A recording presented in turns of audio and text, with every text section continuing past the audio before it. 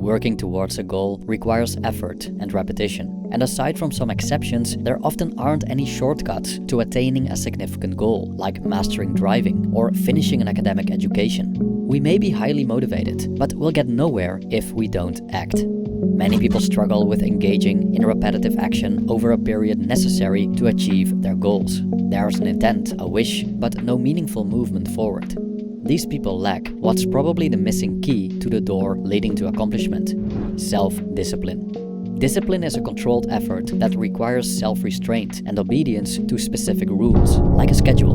Discipline generally gets a bad rap, as it sounds unromantic and tiresome, and reminds us of the strict regimes of militaries and boarding schools. But self-discipline gets the job done. Moreover, self-discipline often leads to inner peace, as structure and predictability reduce stress evoked by uncertainty. The Stoics considered discipline a virtue, along with other related qualities like perseverance, endurance, high-mindedness, and self-control. The Stoics favored hard work and spending their days wisely. Seneca, for example, urges us not to waste our time and act now, as life is short. Marcus Aurelius points to nature, concluding that we naturally tend to be hardworking.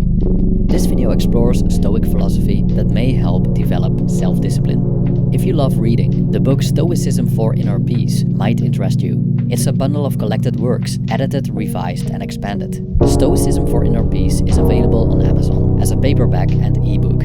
Links below.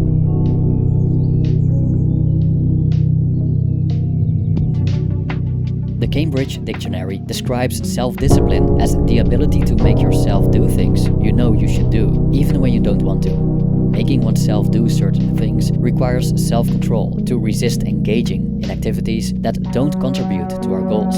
Also, it requires a drive to get to work and a target to work towards. So if we do what we should do and refrain from what we shouldn't, we're disciplined, which sounds easy, but for many it isn't. These three dimensions, if you will, namely self-control, work, and aim, were praised by the ancient Stoics and are thus embedded in Stoic philosophy. Even though the Stoics sought inner peace, they weren't lazy. They knew that living in agreement with nature meant, for us humans, using our bodies and minds appropriately by being productive, active, and contributing to the whole. We're not to waste our inherent attributes, we ought to use them properly.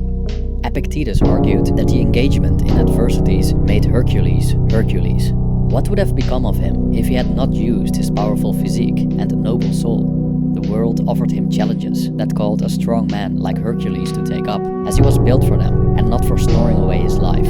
By following his natural inclinations, he not only developed into a hero, he also contributed to society by getting rid of many dangers to his kin. It was a win-win situation. So how do we build self-discipline according to Stoic philosophy? Let's explore some relevant Stoic ideas. Epictetus stated that we should treat life as a banquet. If a dish stops in front of us, we should take some in moderation. If it hasn't reached us yet, we shouldn't grab it. If it passes us by, we shouldn't stop it. But even better would be if we can reject what's set before us. Such strength makes us divine. Self-control is a vital part of being self-disciplined. Through self-control, we can restrain ourselves from not doing things we shouldn't be doing. Working towards a specific goal, for example, writing a thesis, is theoretically a simple task. We just need to put in the necessary hours of research and writing to finish it. However, in reality, people struggle with such an undertaking. For a significant part, this struggle exists because of how they handle distractions. Unfortunately, we have no control over the distractions life throws at us. As Epictetus mentions, things not in our control are whatever are not our own actions. But we have control over how we position ourselves towards the things we cannot control. Regarding distractions, we can't control people inviting us for drinks, the latest season of our favorite television series being released, or people trying to bring us down by criticizing and opposing us. No matter how much we try to resist, the world will always have plenty of things to offer that potentially grab our attention and persuade us to change our minds about our choices. It's probably only increasing due to technological developments. Of course, we can influence the number of distractions we're exposed to by limiting our contact with the outside world and arranging our living environment accordingly. But ultimately, the outside world, including our close environment, is up to fortune. So what can we do? We can strengthen our self-control. We can bolster ourselves against inevitable distractions, reinforcing our resolve to finish what we wish to finish.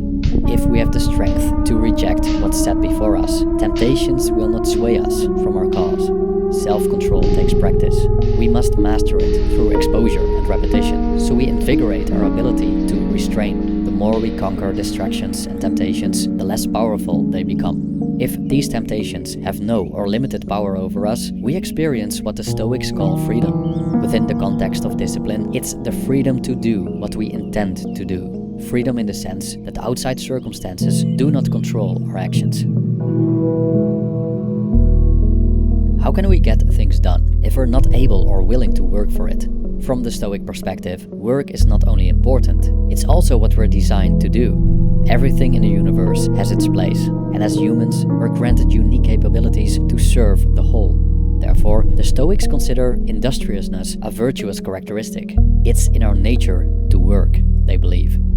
In his meditations, Marcus Aurelius repeatedly reminds himself of his tasks as emperor and as a human being. He is here to work and to serve, not to lay in bed all day, doing nothing. I quote, "At dawn, when you have trouble getting out of bed, tell yourself, I have to go to work as a human being. What do I have to complain of if I'm going to do what I was born for, the things I was brought into the world to do? Or is this what I was created for, to huddle under the blankets and stay warm?" End quote. Yes, it may feel much nicer in bed, but the Stoic emperor reminds himself that he was not born to feel nice. He mentions how plants, sparrows, ants, spiders, and bees perform their tasks. These living beings work to put the world in order and participate in ways that nature has assigned to them. Why aren't you running to do what your nature demands? Marcus Aurelius asks himself. Of course, we can't toil day and night. We also need to sleep and relax. But as Marcus Aurelius stated, nature set a limit on that, as it did on eating and drinking. End quote. So there's a time for relaxation and a time for work. Courage is a cardinal virtue in Stoicism. The Stoics subdivide courage into endurance, confidence, high-mindedness, cheerfulness, and industriousness. Industriousness is a vital part of being self-disciplined. It's the habit of being active and occupied. If we're working towards a goal, just self-control isn't enough. We need to be industrious and do what needs to be done consistently.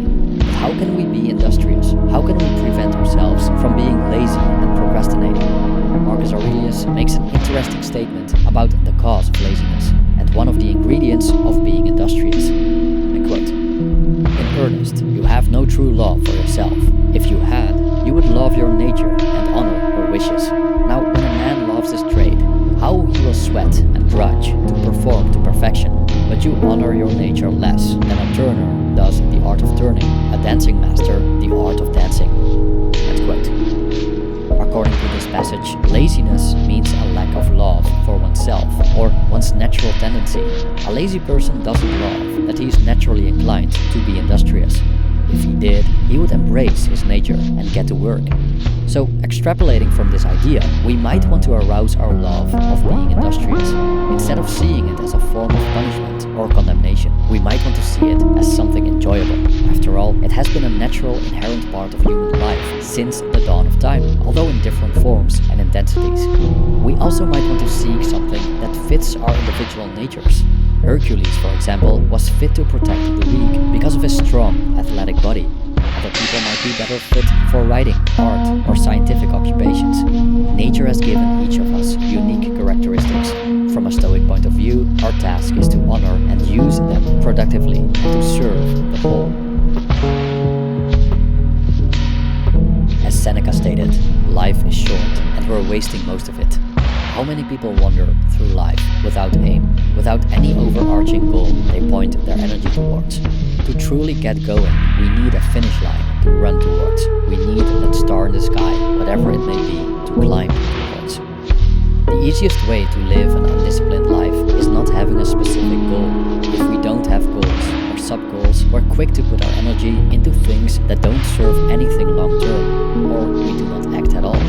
As Marcus Aurelius stated, and I quote, "There's likewise another sort of roving to be avoided, for some people are busy and yet do nothing. They fatigue and wear themselves out, and yet aim at no goal, nor purpose, any general end of action or design." End quote. In the modern world, we may wear ourselves out by partying, drinking, playing video games excessively, or binge-watching television series. It's not that we're not doing anything, we just spend our time and energy on mainly short-term pleasures, and we work simply to keep riding the hamster wheel of small pleasures and consumerism. To many people, life seems pointless, and amounting to something bigger, like realizing their dreams and ambitions, seems impossible. But most likely, they're missing aim, which could be because of fear of failure, but also because nowadays there are so many options that it's difficult to choose one direction. The paradox of choice confuses many and causes people to want countless things but end up with nothing substantial. Therefore, choosing one particular goal and letting everything else slide benefits those drifting in the wastelands of modernity. Marcus Aurelius stated, and I quote, "Stop drifting, sprint to the finish. Write off your hopes, and if your well-being matters to you, be your own savior while you can."